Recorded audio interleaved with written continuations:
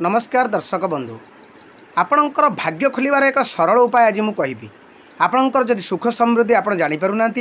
आपण घर जदि अर्थ संचय होना घरे जदि अशांति लगुच कली झगड़ा लगुच आपण यही उपायटी करूँ देखिए निश्चित आपणकर भाग्य उदय कई अटकई पारे ना।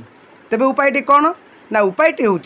एक काच पात्र आपण एक काच पात्र आणवे से काच पात्र आपण 5टी लवंग रखिए आउ 5टी गोलमरीच रखिए एवं 5टी आप अलैच रखिए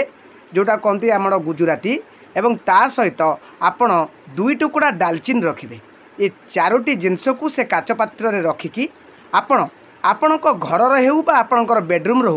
जोटा हूँ नॉर्थ वेस्ट कोण जोटा कहते आम वायु कोण जार अधिपति होती चंद्र आपण से ही कोण रे किना आपण यही काच बालुटी रखंतु देखिए आपणकर भाग्य धीरे धीरे खोल आपण पाखक अर्थ आसब एवं आपण घरे सुख शांति फेर। जय जगन्नाथ।